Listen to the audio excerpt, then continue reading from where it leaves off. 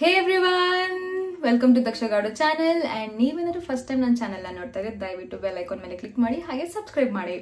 So ಇವತ್ತು ನನ್ನ consistency challenge day 3 ಆಯಿತಾ. ಇವತ್ತು ಹೇಗಿತ್ತು, ಏನೇನು ಮಾಡಿದೆ, ಏನೇನು ತಿಂದೆ, ಆಲ್ಮೋಸ್ಟ್ ಎಲ್ಲ ಕವರ್ ಮಾಡಿದ್ದೀನಿ ಮಾರ್ನಿಂಗಿಂದ ನೈಟ್ ತನಕ. ಸೊ ಕ್ವಿಕ್ಕಾಗಿ ಹೋಗಿ ಬನ್ನಿ ಚೆಕ್ ಮಾಡ್ಕೊಂಡು ಬರೋಣ ಹೇಗಿದೆ ನನ್ನ ಡೇ 3 ಅಂತ.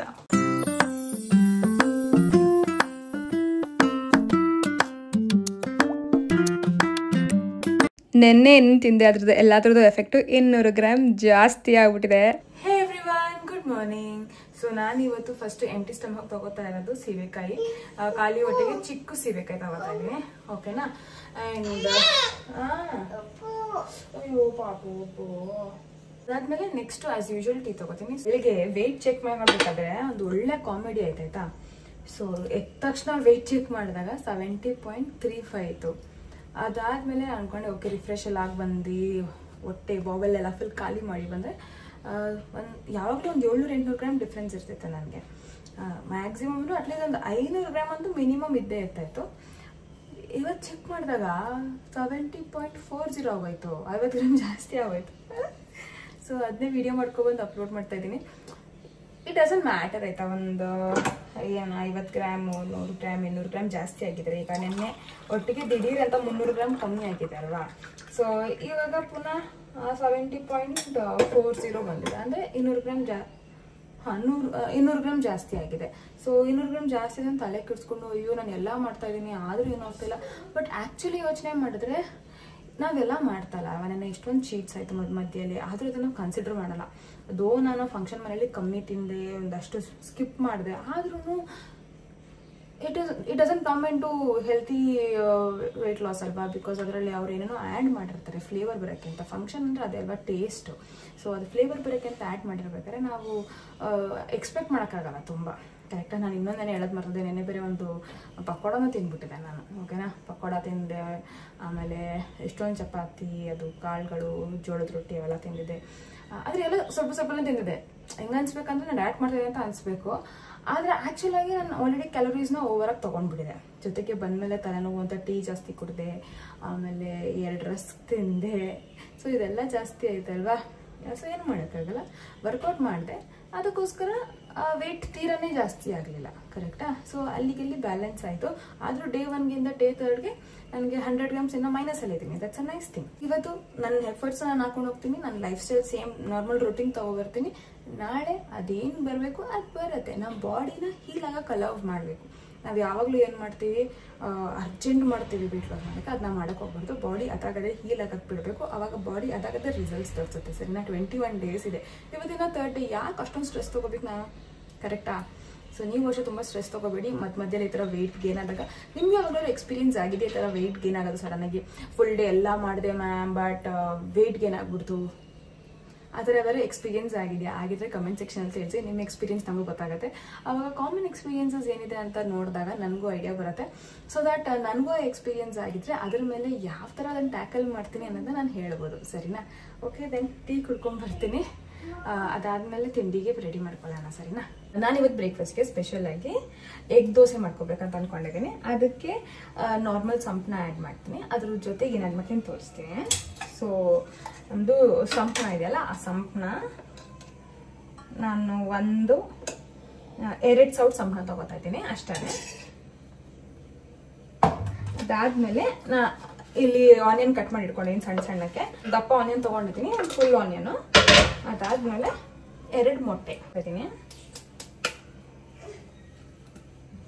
ಇದನ್ನ ಸೌಟಲ್ಲೇ ತಿರ್ಗ್ಸೋಕ್ಕಾಗತ್ತ ನೋಡ್ತೀನಿ. ಓಕೆ, ಬೀಟರ್ ಏನು ಬೇಡ. ಸೊ ಸೌಟಲ್ಲೇ ತಿರುಗಿಸ್ತೆ.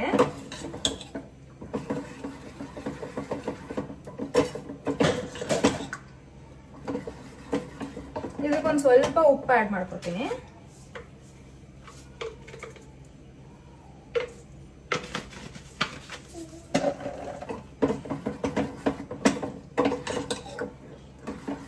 ನಮ್ದು ಎಗ್ ದೋಸೆ ಬ್ಯಾಟರ್ ರೆಡಿ ಆಗಿದೆ. ನಾನು ಈ ಪ್ಯಾನಲ್ಲಿ ದೋಸೆ ಮಾಡ್ತಾ ಇದ್ದೀನಿ. ತವಾಲ್ ಮಾಡ್ತಾ ಇಲ್ಲ, ಬಿಕಾಸ್ ತವಾ ನನ್ನ ಹಸ್ಬೆಂಡು ಬೇಕು. ಅವರು ಬೆಳಿಗ್ಗೆ ಹೊತ್ತು ಮೊಟ್ಟೆ ತಿನ್ನಲ್ಲ ಅಲ್ವಾ, ಸೊ 2 ಮುಚ್ಚಲ್ಲ ನಾನು.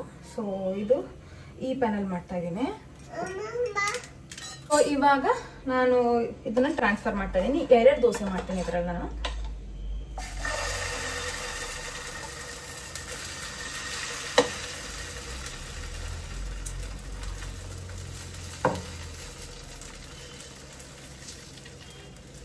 ಇದಕ್ಕೊಂಚೂರು ಆಯಿಲ್ ಸ್ಪ್ರೇ ಮಾಡ್ತೀನಿ. ಸೊ ಇದು ನೀಟಾಗಿ ಬೇಯಬೇಕಲ್ಲ, ಅದಕ್ಕೆ ನಾನು ಲಿಡ್ ಕ್ಲೋಸ್ ಮಾಡಿ ಬೇಯಿಸ್ತೀನಿ. ಮೀಡಿಯಂ ಫ್ಲೇಮಲ್ಲಿ ಹಿಡ್ಕೊಂಡು ಬೇಯಿಸ್ತಾ ಇದ್ದೀನಿ. ಈಗ ಇದು ಎತ್ತಕ್ಕೆ ಟ್ರೈ ಮಾಡೋಣ. ನೀಟಾಗಿ ಎದಳ್ತಾ ಇದೆ.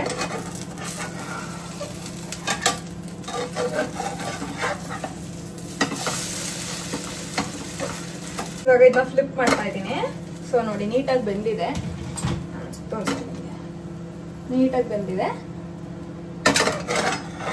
ಇದನ್ನ ನಾನು ಪ್ಲೇಟಿಗೆ ಟ್ರಾನ್ಸ್ಫರ್ ಮಾಡ್ಕೊತಾ ಇದ್ದೀನಿ.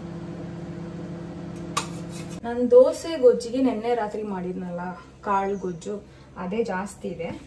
ಸೊ ಅದನ್ನೇ ಯೂಸ್ ಮಾಡ್ಕೊತಾ ಇದ್ದೀನಿ ದೋಸೆ ಜೊತೆ ತಿನ್ನಕ್ಕೆ ಅಂತ. Thank you. ನನ್ನ ಹಸ್ಬೆಂಡ್ ಎದ್ದು ಬಂದ್ಬಿಟ್ರು. ಸೊ ಅವ್ರಿಗೂ ಟೇಸ್ಟಿ ತಿಂಡಿ ಹಾಕ್ಕೊತೇನೆ.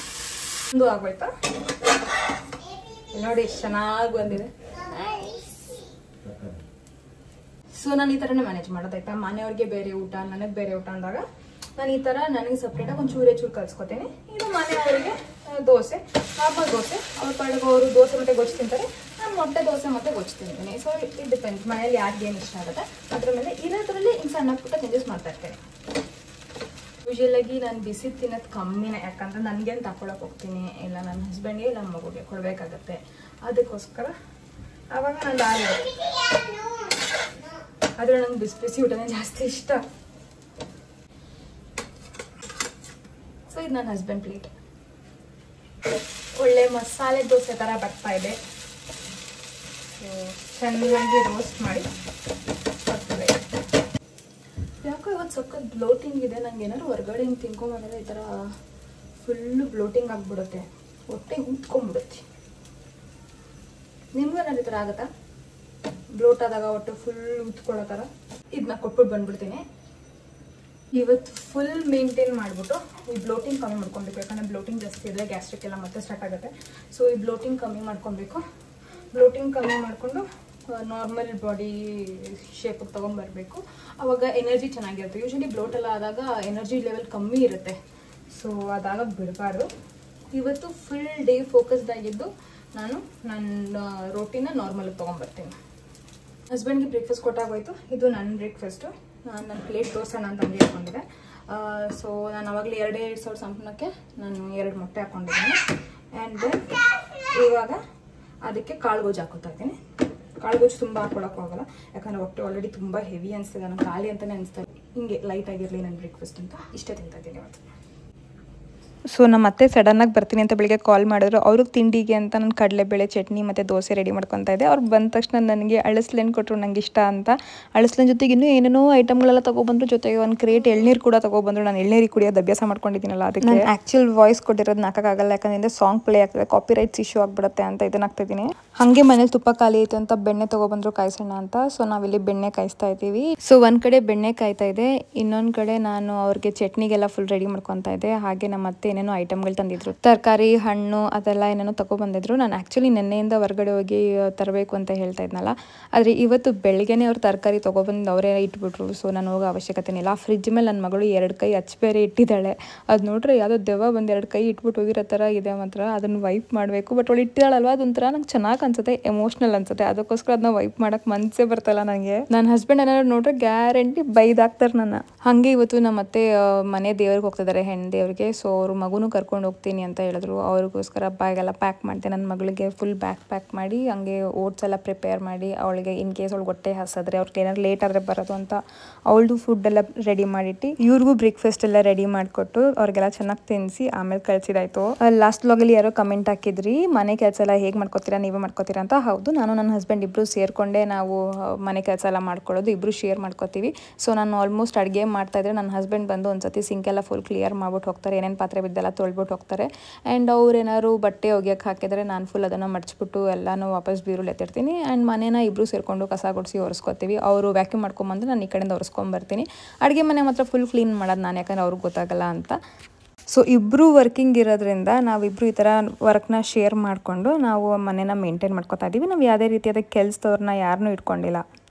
ನಮ್ಮ ಬೆಣ್ಣೆ ನೋಡಿ ಇವಾಗ ಎಷ್ಟು ಚೆನ್ನಾಗಿ ನೊರೆ ಬರ್ತಾ ಇದೆ. ಈ ಥರ ನೊರೆ ಬಂದಾಗ ನಾವು ನೆಕ್ಸ್ಟ್ ಐಟಮ್ಗಳನ್ನ ಆ್ಯಡ್ ಮಾಡ್ಕೊಬೇಕು. ಸೊ ಇವಾಗ ನಾವೇನು ಮಾಡ್ತಾ ಇದ್ದೀವಿ ಅಂತ ಹೇಳಿದ್ರೆ, ನಾವು ಇಲ್ಲಿ ನುಗ್ಗೆ ಸೊಪ್ಪು ಮತ್ತು ಎರಡು ಕಾಳು ಬೆಳ್ಳುಳ್ಳಿ ಇದಿಷ್ಟು ಡೈರೆಕ್ಟಾಗಿ ನಾವು ಇವಾಗ ತುಪ್ಪದೊಳಗಡೆ ಹಾಕ್ತಾ ಇದ್ದೀವಿ. ಈ ನುಗ್ಗೆ ಸೊಪ್ಪು ಹಾಕೋದ್ರಿಂದ ತುಪ್ಪ ಮರಳುವಾಗಿ ಚೆನ್ನಾಗಿ ಬರುತ್ತೆ, ಅದಕ್ಕೋಸ್ಕರ ಇದನ್ನು ಹಾಕೋದು. ಹಾಗೆ ಅದ್ರ ಜೊತೆ ಬೆಳ್ಳುಳ್ಳಿ ಒಂದು ಸ್ವಲ್ಪ ಫ್ಲೇವರ್ಗೆ ಅಂತ ಹಾಕ್ತೀವಿ. ಬೆಳ್ಳುಳ್ಳಿ ಜಾಸ್ತಿ ಹಾಕಕ್ಕೆ ಹೋಗ್ಬಾರ್ದು. ಬೆಳ್ಳುಳ್ಳಿ ಬರೀ ನಾನು ಎರಡು ಕಾಳು ಹಾಕ್ತಾ ಇರೋದು ಇಲ್ಲಿ. ಇದನ್ನ ಮತ್ತೆ ಫುಲ್ ಮಾಡೋದು, ನನಗೆ ಅವ್ರು ತೋರಿಸ್ಕೊಡ್ತಾ ಇದ್ರು ಈ ಥರ ಬೇಯಿಸೋದು ಅಂತ. ಇನ್ನೊಂದು ಕಡೆ ಒಂದು ಪ್ಯಾನಲ್ಲಿ ಈ ಥರ ಇಷ್ಟೇಷ್ಟು ಮೆಂತ್ಯನ ಡ್ರೈ ರೋಸ್ಟ್ ಮಾಡ್ಕೊಂಡಿದ್ದೀವಿ. ಇಲ್ಲಿ ಕಲರ್ ಬರಬೇಕು ಅಷ್ಟೇ. ಇವಾಗ ಇದು ನೋಡಿ ನಮ್ಮ ತುಪ್ಪ ಎಷ್ಟು ಚೆನ್ನಾಗಿ ಕುದೀತಾ ಇದೆ ಅಂತ. ಬೆಣ್ಣೆದೆಲ್ಲ ಹೋಗಿ ತುಪ್ಪ ಆಗ್ತಾ ಇದೆ. ಈ ಟೈಮಲ್ಲಿ ಆಗಲೇ ನಾವು ತೊಗೊಂಡಿದ್ವಲ್ಲ ನುಗ್ಗೆ ಸೊಪ್ಪು ಮತ್ತು ಬೆಳ್ಳುಳ್ಳಿನ ನಾವು ಆ್ಯಡ್ ಮಾಡ್ಕೊತಾ ಇದ್ದೀವಿ. ಸೊ ಇದು ಚೆನ್ನಾಗಿ ಕುದಿಬೇಕು. ಅದ್ರ ಜೊತೆಗೆ ಒಂಚೂರೇ ಚೂರು ಲೈಕ್ 1-2 ಕಾಳು ಅಷ್ಟೇ ಲವಂಗ ಆ್ಯಡ್ ಮಾಡ್ಕೊಂಡ್ವಿ. ಇದ್ರ ಜೊತೆಗೆ ಈಗ ಒಂದೇ ಒಂದು ಕಾಳು ಏಲಕ್ಕಿ, ಅದನ್ನು ಸ್ವಲ್ಪ ಜಜ್ಕೊಂಡು ಅದನ್ನು ಆ್ಯಡ್ ಮಾಡ್ಕೊತಾ ಇದ್ದೀನಿ. ಇವಾಗ ಜಾಸ್ತಿ ಹಾಕ್ಬಾರ್ದು, ಇದೆಲ್ಲ ತುಂಬ ಫ್ರೇಗ್ರೆನ್ಸ್ ಬಂದ್ಬಿಡುತ್ತೆ, ತುಪ್ಪದ ವಾಸನೆ ಬರಲ್ಲ. ಆಮೇಲೆ ಅದ್ರ ಮೇಲೆ ಇವಾಗ ಒಂಚೂರೇ ಚೂರು ಅರಿಶಿನ ಹಾಕೋತಾ ಇದ್ದೀವಿ ಕಲರ್ಗೆ ಅಂತ.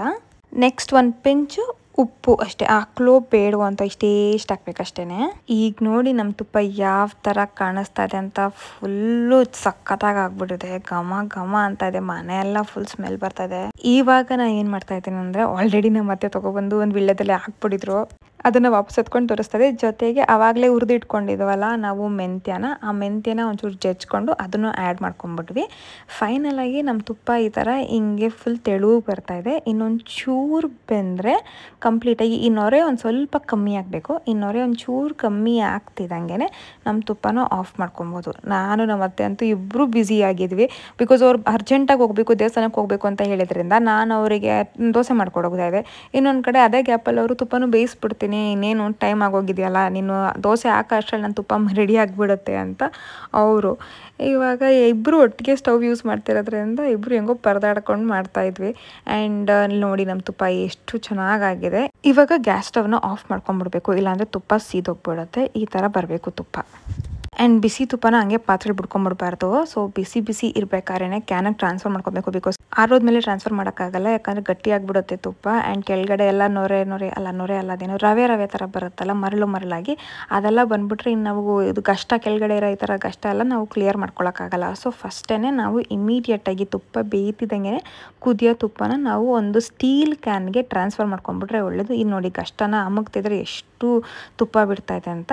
ಈ ಗಷ್ಟನ ಯೂಶಲಿ ನಾವು ಎಸೆದ್ಬಿಡ್ತೀವಿ, ಇಟ್ಕೊಳ್ಳಲ್ಲ. ಚೆನ್ನಾಗಿ ಎಷ್ಟಾಗುತ್ತೆ ಅಷ್ಟು ತುಪ್ಪನ ಎಕ್ಸ್ಟ್ರಾಕ್ಟ್ ಮಾಡಿಬಿಟ್ಟು ಗಷ್ಟನ ನಾವು ಎಸೆದ್ಬಿಡ್ತೀವಿ ಅಷ್ಟೇ. ಬಿಸಿಯಾಗಿ ಇಲ್ಲಿ ಮನೆಯಲ್ಲೇ ಬೆಣ್ಣೆ ಕಾಯಿಸಿ ಮಾಡಿದ ತುಪ್ಪ ಇದು. ಸೊ ನನಗೆ ಲಾಸ್ಟ್ ಯಾವಾಗ ನಾವು ಮನೆಯಲ್ಲಿ ತುಪ್ಪನ ಅಂಗಡಿಯಿಂದ ತಂದ್ವಿ ಅನ್ನೋದು ನನಗೆ ನೆನಪೇ ಆಗ್ತಾ ಇಲ್ಲ. ಸೊ ಆಲ್ಮೋಸ್ಟ್ ನಮ್ಮನೇಲಿ ಯಾವಾಗಲೂ ಬೆಣ್ಣೆ ಕಾಯಿಸೋ ತುಪ್ಪನೇ. ಸ್ಪೆಷಲಿ ನಮ್ಮ ಅತ್ತೆ ಮಾವನೇ ಹೋಗಿ ಬೆಣ್ಣೆ ತೊಗೊಬಂದು ಹಿಂಗೆ ಕಾಯಿಸಿ ಯಾವಾಗಲೂ ತಂದು ಇಟ್ಬಿಡ್ತಾರೆ. ಅವಾಗ ನೋಡ್ಕೊಂಡು ಹೋಗ್ತಾರೆ ತುಪ್ಪ ಖಾಲಿ ಐತೆ ಅಂತ. ತುಪ್ಪ ಖಾಲಿ ಆಗದೆ ತಂದು ಇಟ್ಬಿಡ್ತಾರೆ. ಮನೇಲಿ ಟೀ ಕುಡಿಯೋಕೆ ನಂಗೆ ಯಾರು ಕಂಪ್ನಿ ಇಲ್ಲದೆ ಇರೋದ್ರಿಂದ ಇವತ್ತು ನಮ್ಮ ಅತ್ತೆ ಮಾವನ ಜೊತೆಗೆ ನನ್ನ ರಿಲೇಟಿವ್ ಅಂಕಲ್ ಕೂಡ ಬಂದಿದ್ರು. ಸೊ ಅವರು ಟೀ ಕುಡಿತಾರೆ. ಅದಕ್ಕೆ ನಾನು ಏನು ಮಾಡಿದೆ, ಅವ್ರು ಬಂದಿದ್ರು ಅಂತ ನಾನು ಬೆಳೆಸಿದ್ದು ಲೆಮನ್ ಗ್ರಾಸ್ನ ಕಿತ್ಕೊಂಡ್ಬಂದು ಸ್ಟೆಮ್ ಹಾಕಿದ್ರೆ ಸ್ಮೆಲ್ ಚೆನ್ನಾಗಿ ಬರುತ್ತೆ, ಕಮ್ ಅನ್ನತ್ತೆ. ನಾನು ಒಬ್ಬಳೇ ಇದ್ದ ಎಲೆ ಹಾಕೋತೀನಿ, ನಾನು ಒಬ್ಬಳಿಗೆ ಅಲ್ವಾ ಅಂತ ಅಂದ್ಬಿಟ್ಟು ಅವ್ರು ಇದಕ್ಕೆ ಸ್ಟೆಮ್ ಹಾಕಿದ್ದೀನಿ. ಸ್ಟೆಮ್ ಅಂತೂ ನಾನು ಹಾಕಿದ್ರೆ ಘಮ ಅಂತ ಇರುತ್ತೆ, ಒಳ್ಳೆ ಎಲ್ಲ ಕಡೆ ಸ್ಮೆಲ್ ಅದೇ ಸ್ಪ್ರೆಡ್ ಆಗ್ತಾ ಇರುತ್ತೆ. ಅವ್ರು ಬಂದಾಗೆಲ್ಲ ಈ ಥರ ವೆರೈಟಿ ಆಫ್ ಟೀ ಮಾಡ್ಕೊಡ್ತೀನಿ ನಾನು, ಬಿಕಾಸ್ ಅವ್ರಿಗೆ ಇಷ್ಟ ಆಗುತ್ತೆ. ಆ್ಯಂಡ್ ಅವರೊಬ್ಬರೇ ನನಗೆ ಕಂಪ್ನಿಗೆ ಅಂತ ಇರೋದು ಟೀ ಕುಡಿಯೋಕ್ಕೆ ಅಂತ.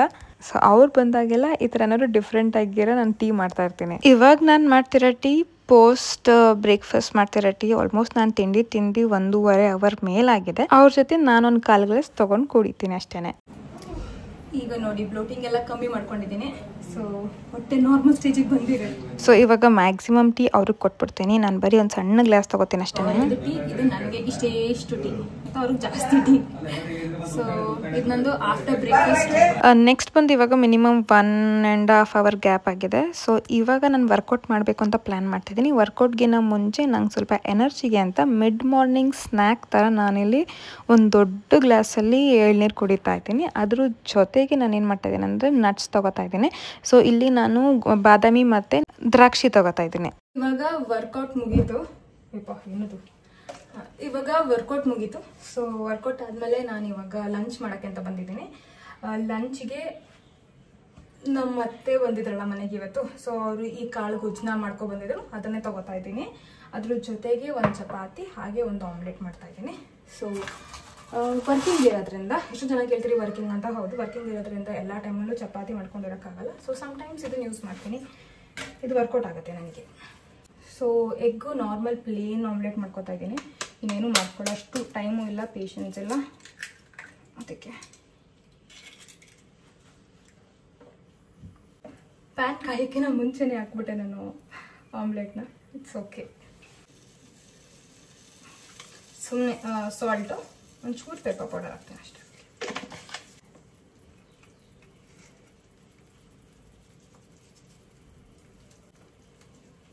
ನಿಮಗೂ ಆಮ್ಲೆಟ್ ಬೇಕಮ್ಮ? ಸೊ ಮೊಟ್ಟೆಗೆ ಆಯಿಲ್ ಸ್ಪ್ರೇ ಮಾಡಿಲ್ಲ ಅಂದರೆ ಎದ್ದೇಳೋದೇ ಇಲ್ಲ, ಅದಕ್ಕೋಸ್ಕರ ಒಂಚೂರು ಹಾಕ್ತೀನಿ. ಆ್ಯಂಡ್ ಡ್ರೈ ಮೊಟ್ಟೆ ಅಂತ ತಿನ್ನೋಕ್ಕೆ ಆಗಲ್ಲ, ಅನ್ಲೆಸ್ ಅಂಡ್ ಅಂಟಿಲ್ ಅದು ಬಾಯ್ಲ್ಡ್ ಎಗ್ ಆದರೆ ತಿನ್ಬೋದು. ಬಟ್ ಆಮ್ಲೆಟಿಗೆಲ್ಲ ಫುಲ್ ಡ್ರೈ ಆಗಿಬಿಟ್ರೆ ತಿನ್ನೋಕ್ಕಾಗಲ್ಲ. ಸೊ ಒಂಚೂರು ಲೈಟಾಗಿ ನಾನು ಆಯಿಲ್ ಸ್ಪ್ರೇ ಮಾಡ್ತೀನಿ. ಸೊ ನಾನು ವರ್ಕೌಟ್ ಬಂದು ಒಂದು 30 ನಿಮಿಷ ಮಾಡ್ತೀನಿ. ಅದ್ರ ಮೇಲೆ ಸಮ್ಟೈಮ್ಸ್ ಏನಾದ್ರು ಎನರ್ಜಿ ಜಾಸ್ತಿ ಇದೆ, ವರ್ಕೌಟ್ ಮಾಡಬೇಕು ಅಂತ ಅನ್ನಿಸ್ತಾ ಇದೆ ಅಂತ ಅನಿಸಿದ್ರೆ ಆವಾಗ ನಾನು 40 ನಿಮಿಷ ಮಾಡ್ತೀನಿ. ಅಥವಾ 30 ನಿಮಿಷ ಫುಲ್ ವರ್ಕೌಟ್ ಮಾಡಿ ಅದ್ರ ಮೇಲೆ 10 ಮಿನಿಟ್ಸು ಕೂಲ್ ಡೌನು ಸ್ಟ್ರೆಚಸ್ ಎಲ್ಲ ಆ್ಯಡ್ ಆಗುತ್ತೆ. ಇಲ್ಲ ಅಂದರೆ ಯೂಶುವಲಾಗಿ ನನ್ನ ಟೈಮ್ ಅಡ್ಜಸ್ಟ್ ಆಗೋ ಪ್ರಕಾರ ನಾನು ವರ್ಕೌಟ್ ಮಾಡೋದು 30 minutes including cool down and stretches ಎಲ್ಲ ಸೇರಿಸಿ 30 ನಿಮಿಷ ಕ್ಲೋಸ್ ಮಾಡ್ಕೊಡ್ತೀನಿ. ಅದೆಲ್ಲ ಡಿಪೆಂಡ್ ಆಗಿರೋದು, ಒಂದು ನನ್ನ ಕೆಲಸದ ಮೇಲೆ, ಇನ್ನೊಂದು ನನ್ನ ಮಗಳು ಹೆಂಗೆ ಬಿಡ್ತಾಳೆ ಅದ್ರ ಮೇಲೆ. ವರ್ಕೌಟ್ ಮಾಡಿರೋ ಎಫೆಕ್ಟು ನಾನು ಇನ್ನೂ ಸ್ವೆಟ್ ಆಗ್ತಾ ಇದ್ದೀನಿ ನೋಡಿ, ಇಲ್ಲೆಲ್ಲ ಬರ್ತಾ ಇದೆ. ವರ್ಕೌಟ್ ಮುಗಿಸಿ 10 ನಿಮಿಷ ಮೇಲಾಯಿತು, ಆದರೂ ಇನ್ನೂ ಸ್ವೆಟ್ ಆಗ್ತಾ ಇದೆ. ಅರ್ಜೆಂಟ್ ಮಾಡಿದ್ರೆ ಆಮ್ಲೆಟ್ ಕಿತ್ತೋಗುತ್ತೆ. ನನ್ನ ಹಸ್ಬೆಂಡ್ಗೆ ಅಂದರೆ ಚಪಾತಿಗೆ ಒಂಚೂರು ಆಯಿಲ್ ಹಾಕ್ತೀನಿ. ನನಗೆ ಅಂತ ಹೇಳಿದ್ರೆ ಚಪಾತಿಗೆ ಆಯಿಲ್ ಅವಾಯ್ಡ್ ಮಾಡ್ತೀನಿ. ಯಾಕಂತ ಹೇಳಿದ್ರೆ ಎಗ್ ಆಲ್ರೆಡಿ ಆಯಿಲ್ ಆಗ್ತಾ ಇರೋದ್ರಿಂದ ಚಪಾತಿಗೂ ಹಾಕೋ ಅವಶ್ಯಕತೆ ಇರಲ್ಲ. ಆ್ಯಂಡ್ ಈಗ ನಾನು ತಿಂತಿರೋ ಗೊಜ್ಜಲ್ಲಿ ಆಲ್ರೆಡಿ ಕೊಕೊನಟ್ ಇದೆ, ಸೊ ಅದರಲ್ಲೂ ಫ್ಯಾಟ್ ಇರುತ್ತೆ. ಸೊ ಮತ್ತೆ ಇದಕ್ಕೆ ಆಯಿಲ್ ಹಾಕೋ ಅವಶ್ಯಕತೆ ಇರಲ್ಲ. ಸೊ ಬೇಸ್ಡ್ ಆನ್ ಏನು ತಿಂತಾ ಇದ್ದೀನಿ ಇದ್ರ ಜೊತೆಗೆ ಅದ್ರ ಮೇಲೆ ನಾನು ಏನು ಹಾಕಬೇಕು, ಆಯಿಲ್ ಹಾಕ್ಬೇಕಾ ಅವಾಯ್ಡ್ ಮಾಡಬೇಕಾ ಅನ್ನೋದು ಡಿಸೈಡ್ ಮಾಡ್ತೀನಿ. ಸರಿ ಸ್ವೆಟ್ ಆಗ್ತಾ ಇದ್ದೀನಿ ಮಾತ್ರ, ಚೆನ್ನಾಗಿ ವರ್ಕ್ ಆಗಿದೆ ಅನಿಸುತ್ತೆ.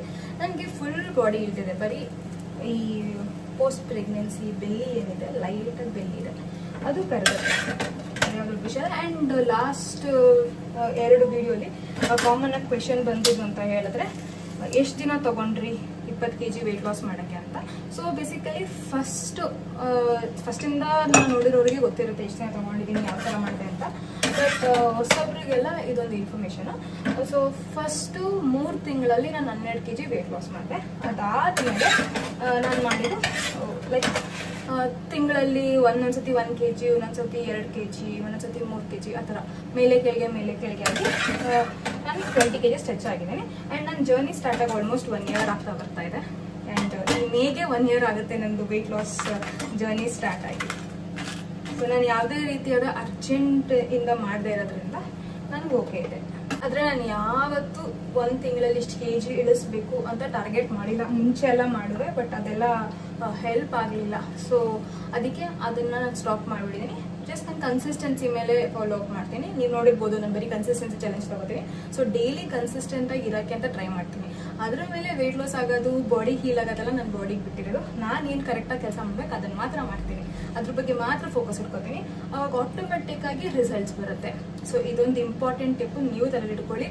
ವೇಯಿಂಗ್ ಸ್ಕೇಲಿಂದ ಓಡಬೇಡಿ, ಬರೀ ನಿಮ್ಗೆ ಎಷ್ಟಾಗುತ್ತೆ ಅಷ್ಟು ಕರೆಕ್ಟಾಗಿ ಮಾಡೋಕ್ಕೆ ಹೋಗಿ. ಎಷ್ಟು ಹೆಲ್ದಿಯಾಗಿರೋಕ್ಕಾಗುತ್ತೆ ಅಷ್ಟು ಹೆಲ್ದಿಯಾಗಿರಿ, ನಿಮ್ಮ ಬಾಡಿನೇ ನಿಮಗೆ ರಿಸಲ್ಟ್ಸ್ ತೋರಿಸುತ್ತೆ. ಸೊ ನಂದು ಈ ಡ್ರೈ ಚಪಾತಿ ರೆಡಿ ಆಗಿದೆ. ಇವಾಗ ನಾನು ಪ್ಲೇಟ್ ತೋರಿಸ್ತೀನಿ ನೋಡಿ ಏನೇನಿದೆ ಅಂತ. ನಂದು ಡ್ರೈ ಚಪಾತಿ ಒಂದು, ಆಮೇಲೆ ಒಂದು ಆಮ್ಲೆಟ್ಟು, ಸ್ವಲ್ಪ ಕ್ಯಾರೆಟು, ಬಾಳೆಕಾಯಿ ಮತ್ತು ಕಪ್ಪು ಕಾಬೂಲ್ ಕಡಲೆ ಇದೆಯಲ್ಲ, ಕಪ್ಪು ಕಡಲೆ, ಅದರಲ್ಲಿ ಮಾಡಿರೋ ಒಂದು ಗೊಜ್ಜು. ಸೊ ಇದಿಷ್ಟ ಆಗಿದೆ ನಂದು ಲಂಚ್. ಈಗ ನನ್ನ ಕೆಲಸ ಎಲ್ಲ ಮುಗಿಸಿ ಸಂಜೆ ಟೀ ತಗೊಳ್ಳೋ ಟೈಮ್ ಆಗಿದೆ. ಸೊ ನಿಮ್ದೆಲ್ಲ ಹೇಗೆ ನಡೀತದೆ ಕನ್ಸಿಸ್ಟೆನ್ಸಿ ಚಾಲೆಂಜು? ನಂದಂತೂ ಇವತ್ತು ಡೇ 3 ಅಲ್ವಾ. ಆ್ಯಂಡ್ ಟೀ ಕುಡಿತಾ ಇದ್ದೀನಿ. ಇವತ್ತು ಸ್ವಲ್ಪ ಲೇಟ್ ಆಗೋಯ್ತು, 6 ಗಂಟೆಗೆ ಹೋಗಿದೆ. ತುಂಬ ಕೆಲಸ ಇತ್ತು. ಸೊ ಆದಮೇಲೆ ಡಿನ್ನರು ಲೇಟ್ ಆಗುತ್ತೆ. ಐ ಹೋಪ್ ನಾಳೆ ವೆಯ್ಟ್ ಗೇನ್ ಆಗಲ್ಲ ಅಂತ. ಸೊ ಬಟ್ ಬೆಳಗ್ಗೆಯಿಂದ ಫುಲ್ ಮೇಂಟೈನ್ ಮಾಡಿದ್ದೀನಿ ನನ್ನ ಕನ್ಸಿಸ್ಟೆನ್ಸಿನ. ಆ್ಯಂಡ್ ನೋಡೋಣ ನಾಳೆ ಕತೆ ಏನಾಗುತ್ತೆ ಅಂತ. ನಿಮ್ಮ ಚಾಲೆಂಜ್ ಹೇಗೆ ನಡೀತಾ ಇದೆ ಅಂತ ಕಮೆಂಟ್ ಸೆಕ್ಷನಲ್ಲಿ ತಿಳಿಸಿ, ನನಗೂ ಗೊತ್ತಾಗುತ್ತೆ.